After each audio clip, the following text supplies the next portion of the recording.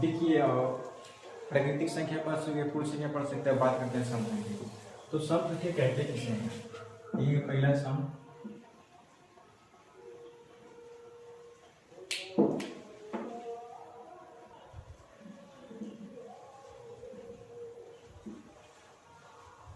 सम संख्या। तो सम संख्या लिखेंगे वह संख्या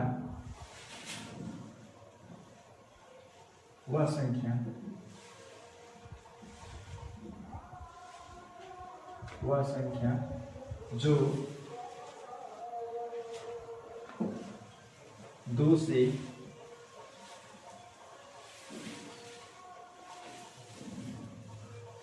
पूरी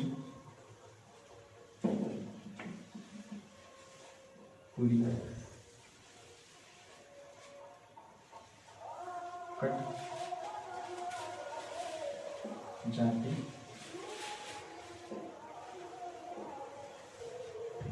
वह संख्या जो दो से पूरी क्या हो जाती है, कट जाती है, उसका कहते हैं सम संख्या कहते हैं। अपने मन से मतलब सम संख्या कोई कई परिभाषाएं दे सकते हैं, अलग अलग लोग अलग अलग तरीके से परिभाषाएं दे सकते हैं। तो आप एक बार समझ जाइए, उसके बाद अपने मन से भी कोई परिभाषा इसे बना सकते हैं। तो पहले रहा कि सम संख्या स्टार्ट कहाँ होती है?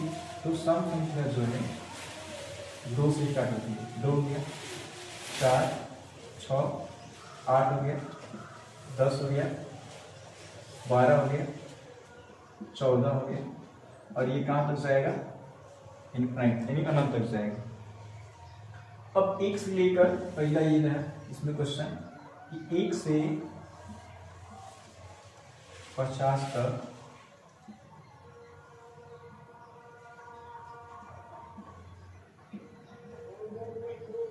सम संख्या जो होती है 25 होती है। 1 से लेकर 50 तक सम संख्या कितनी होती है? 25 होती है। 1 से दूसरा क्वेश्चन इसमें 1 से 100 तक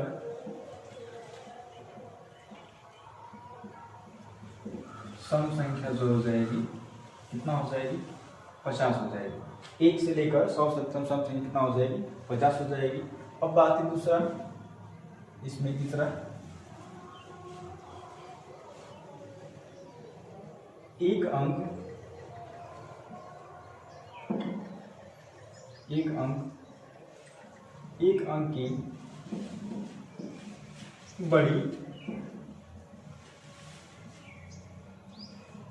बड़ी सम संख्या, एक अंक की बड़ी सम संख्या क्या हो जाएगी? एक अंक की बड़ी सम संख्या। तो आप लोग को पहले बताया जाए कि बड़ी एक अंक की बड़ी सम संख्या यानी 1 से लेकर एक अंक की बड़ी संख्या सम संख्या। तो अंक किसे कहते हैं? 0 से लेकर और 9 तक क्या कहते हैं? हम अंक कहते हैं। तो एक अंक की बड़ी संख्या यानी ये एक अंक हुआ, तो एक अंक की सबसे बड़ी संख्या क्या हो जाएगी? सम संख्या क्या हो जाएगी? एक अंक की बड़ी सम संख्या। तो एक अंक की बड़ी सम संख्या क्या हो जाएगी? 8 हो जाएगी। 2 अंक की बड़ी सम संख्या पूछ देगा तो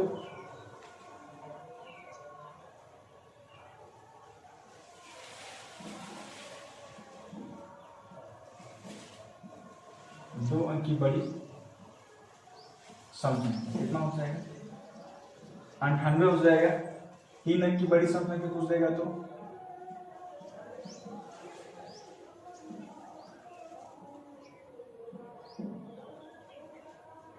3 अंक की बड़ी सम संख्या 900 कितना हो जाएगा? 98 हो जाएगा। अब आप बात करें दो छोटी संख्या की,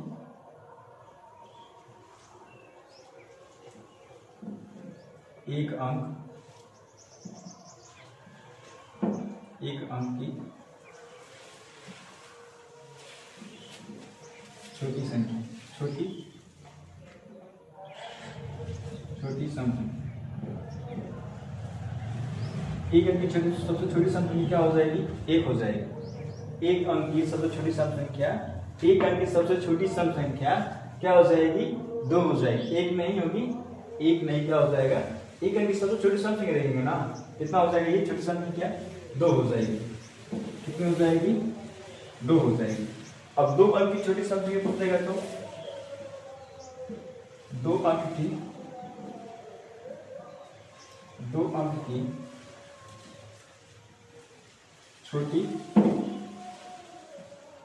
छोटी सम 2 अंक की छोटी सम संख्या कितना हो जाएगा? तो 1 अंक की छोटी सम संख्या कितना हो गया? 2 हो गया। और 2 अंक की छोटी सम संख्या क्या हो जाएगी? 10 हो जाएगी, क्योंकि छोटी संख्या 2 अंक की 10 ही ना होगा, तो 2 अंक की छोटी संख्या कितना हो जाएगी? 10 हो जाएगा। अब 3 अंक पूछ दिएगा तो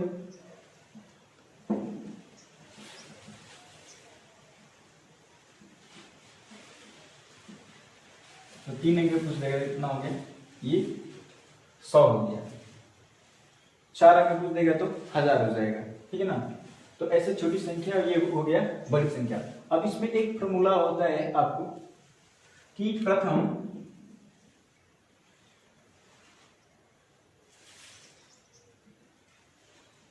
इसमें सूत्र होता है प्रथम n सम संख्याओं का योग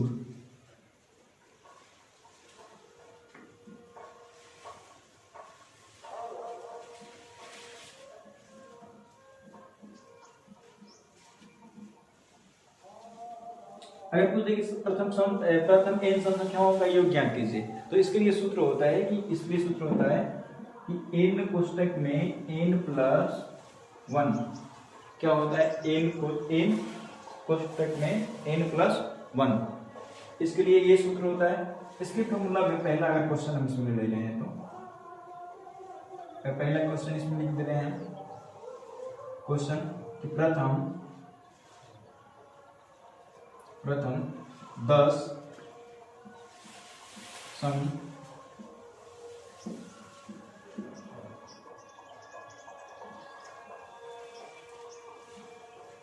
प्रथम 10 सम संख्याओं का योग या क्या करें? प्रथम 10 सम संख्याओं का योग ज्ञात कीजिए। तो इसको हम दो तरीके से कर सकते हैं। पहला तरीका तो ये कि हम